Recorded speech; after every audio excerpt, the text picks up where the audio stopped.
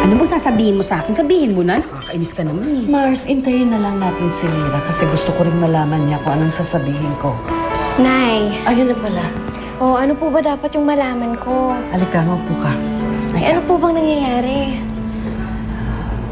Gusto kong malaman yung dalawa na tumawag sa akin si Roxanne kagabi. At gusto niya makipagkita sa akin.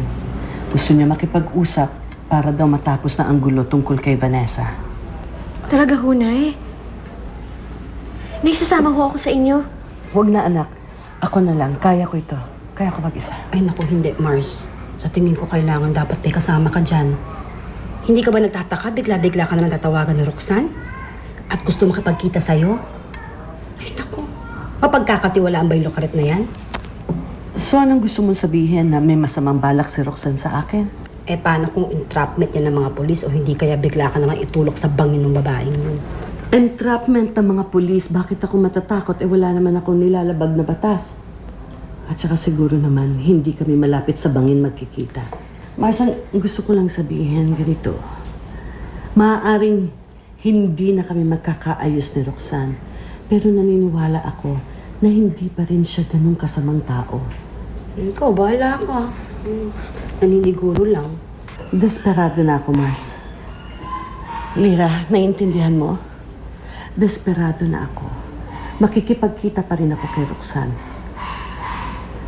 At isipin ko na lamang na sincere ang kanyang pakikipag-usap sa akin. Kaya magkakaroon pa rin ng magandang resulta ito. Sana.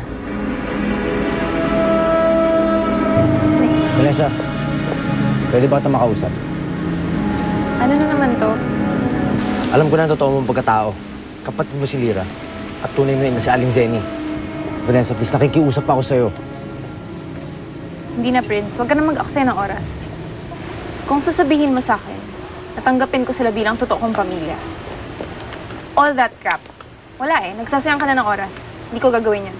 Hindi kita pipilitin kung yun yung pananaw mo. Pero Vanessa, mag-ingat ka kay Tita Roxanne. Ginagamit ka lang niya para makaganti kay Aling Zenny. Para masila ang pamilya niyo. Hindi ba ako narinig? Hindi nga pamilya tingin ko sa kanila eh. Kaya wala akong pakialam kung masira silang dalawa. Sige, kung yan yung gusto mo. Pero ipapaalala ko lang sa'yo, hindi ka tunay na anak ni Tita Roxanne. Kadugo mo pa yung naaway niya. Isipin mo mabuti kung sino yung totoo may malasakit sa'yo. Nay, sigurado po ba kayo na ayaw nung samahan ko kayo? Hindi na, anak. Kaya kong mag-isa. Mars, alagaan mo itong si Lira, ha? Sige, aalis na ako. Bye-bye. Ingat kayo, Nay. Sige, Mars. Ingat ka ha! Ninang, hindi ako mapakali na mag-isa si Inay. Ako rin eh. Gusto mo ba sundan natin? Paano? Nabasa ko yung text sa kanya ni Roxanne. Alam ko kung saan sila magkikita. Yan na ba yung pinapadala ko? Ma'am, nandito na ba yung itutumba ko? Nagbago ng isip ko. Ano yan? Iwan mo na lang dito.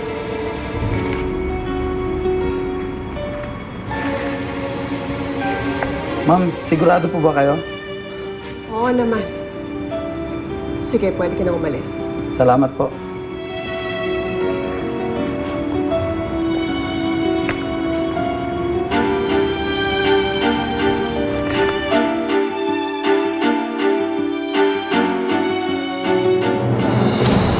Vince, may alam ka ba tungkol doon sa pinag-usapan ng mami mo at saka ni Roxanne?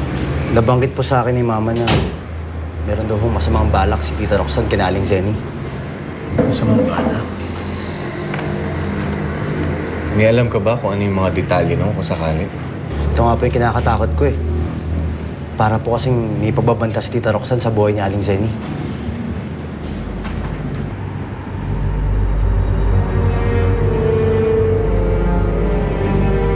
Ay, Zanny. Upo ka. Nasaan si Vanessa? Parating na yon. Gusto ko talaga siyang makausap. Gusto ko ipaliwanag sa kanya ang lahat-lahat. Gusto kong malaman niya. Gusto kong maintindihan niya kung bakit kinailangan ko siyang ipampun. Hindi ka na kailangan magpaliwanag. Hindi na makikinig sa'yo si Vanessa dahil pagdating niya, hindi ka niya naaabuting buhay.